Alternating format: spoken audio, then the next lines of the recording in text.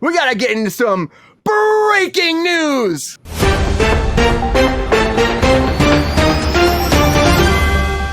All right, everybody, the very first thing I want to talk about tonight is the WGA, because as of right now, they have still not gotten a deal with the producers. Nothing has happened yet. The clock strikes at midnight, and a strike will begin, they're saying, because if they don't get a deal by midnight, they're not going to do what we talked about on Friday, the waiting period where they can just let that contract hang for a few weeks. They said they're not going to do that. It's going to be either a deal signed or there's a strike beginning, and tomorrow afternoon there'll be people picketing for the WGA, and they're having a big meeting on Wednesday, regardless if there's a deal or not, discussing why there was a deal or why there wasn't a deal for the Hollywood people out here, for them to sit down and actually talk about it. So that's going down, everybody. It's very close, very close. And one of the big things that happened today was SAG-AFTRA came out and said, you know what though, if they strike, you have to cross that picket line, because SAG-AFTRA is not really supporting this. They're saying that they have a contract with producers that says that they have a what's called a no strike clause. Even though before, back in March, they were saying they support them, now they're saying, well, we got this no strike clause. So if you have a strike, we have to cross the barrier. And if you do not go to work, then you are breaching your contract, and you can be fired. They can hire somebody else because we have a deal with the producers. And for me, I'm like, that's a little bit shady, because how do you say you're actually standing up for somebody and then backpedal and be like, by the way, if you strike, we're not with you. It's very unfortunate, but it's kind of how it goes sometimes. DGA is still behind them, which their contract's up. SAG's contract comes up in June, so they're not that far behind either. So I don't know. To me, it's like we've gotten this close. Is a strike coming? What's the group think? Thumbs up, thumbs down. What do you think? Because my consensus, I'm thinking a strike is coming. Yeah. We're all thinking the same thing. I mean, midnight, it's not that far away. SAG has its head so far up the producers' asses that of course they're going to try to fucking be in their favor by saying that we'll cross the picket line. But the inevitability is you can't work without writers. There's very few things that are already shot that you can still continue to work on. And in that case, people would be working on that shit anyway. So to come out and say this is fucking stupid and unnecessary. And it's just basically kissing the producer's ass.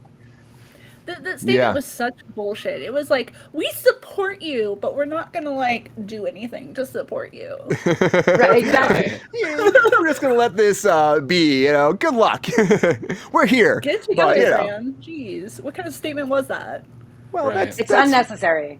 That's the state of SAG-AFTRA these days. It really is. And they're just it is rude, because it's they think that they have them behind them. But Spring is saying, you really can't do much without, the writers themselves. We saw how it shut down the town before when there was the last writer's strike. So, I feel like that's what's going to happen again. Last one went 3 months. This could do the same, but maybe not. I don't know. I thought they were having good progress from what I was being told, but we got here, so who knows? Everybody breaks up like this and doesn't support each other. It makes everybody's deals weaker.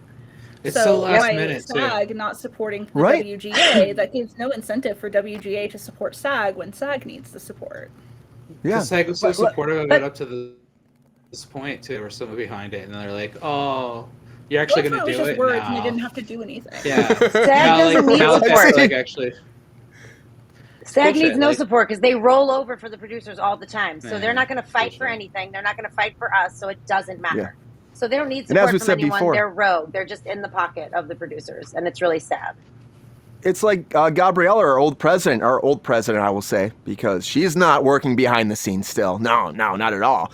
But what she's a producer too. So I will say it again. Last time she had a show, she took it to Canada to avoid the SAG rules, because she could do it all off the books from SAG, even though you're the president, the national president of the union. President of SAG and then subvert SAG. That's bullshit. If that tells you where our union's at, and even now, I don't care. I blast this shit all the time. It's even now, when we have Fran Dresser as our president, who was negotiating the contracts? Who was running the Zoom meetings? Was it Fran Dresser? No, it was Gabriella. No, she's running it, getting paid by us, talking to the producers, negotiating all the contracts, because nothing changes. So, SAG's in the producer's pocket. It is what it is. Most actors are producers, so it makes sense in that aspect. But I still think there's a lot of SAG members that aren't producers that deserve to have their voices heard. And we should be standing up for WGA, but we're not. Not standing up for them. I agree. Standing up from the other side of the picket line. That's where we're standing up for them.